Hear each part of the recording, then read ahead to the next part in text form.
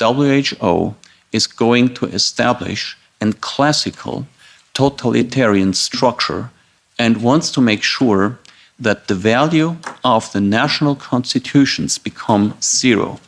And if you analyze well these international health regulations, you will find 5 elements that show that very clear.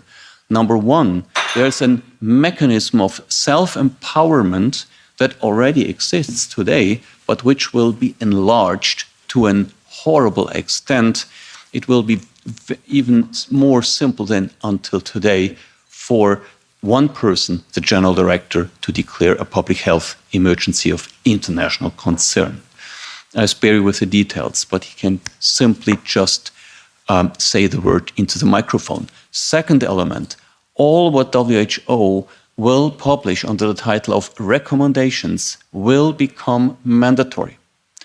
I gladly stay at disposal to any media to prove that. There are still today many officials who say the opposite, who say, no, this will just be recommendations, not mandatory. That's not true. They will become mandatory. Number 3, fundamental rights. With such a regime where you have one person declaring emergency law, having all the power to make recommendations that are legally binding, you don't have to even discuss about human fundamental rights. And whether they are now still crossed out in Article 3 or whether they might put it back into, it will not change the result. There will be no effective protection on the country level for fundamental human rights. Number 4 is specifically frightening because as human beings and trying to pursue the ideals of the Enlightenment, as very well explained by Matthias Desmet, we depend on the right information.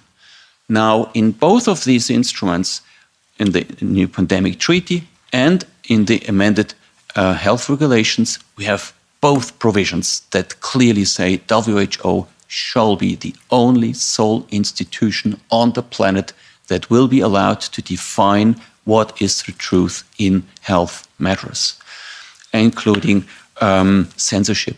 And the 5th point is that there's no mechanism of correction.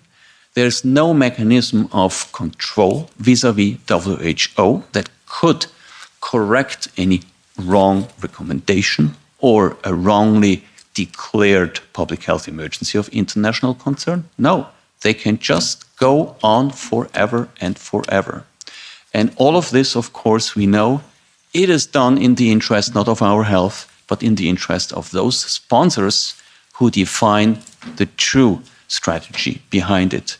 Now, it doesn't take a study of law to come to the conclusion that this will heavily affect and reduce the ordinary structure of our constitutions actually to a minimum. There will be no separations of powers. There will be no checks and balances.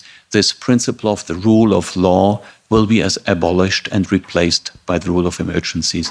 And most notably, there will be no human rights. Now, this is so powerful, and we have seen that this message has not come across to the public.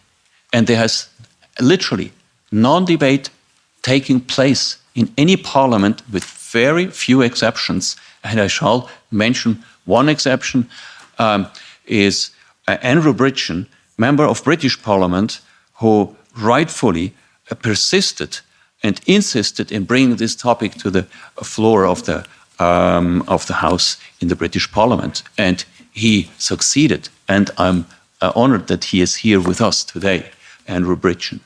And so does also Gerald Hauser. He did the same. He made the case in the Austrian Parliament that WHO's power structure should be made a topic of discussion. Now, I come to the point, it is all about how can we engage the parliaments? How can we engage the public?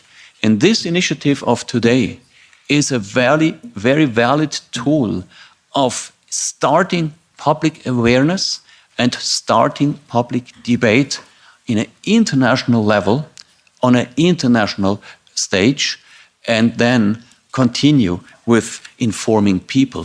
Because I am sure about one thing. Many people slept in the past, but if the same people would understand what is coming to them in the future, they would have an informed dissent. They would be horrified and would certainly not agree into this permanent power structure of WHO, Gavi, and of course also the European Commission is the little junior partner of WHO, is doing the same. So let's continue by informing our fellow citizens.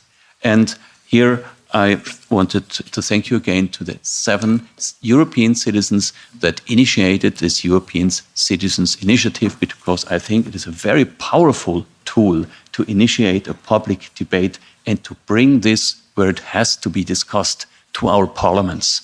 Thank you very much. And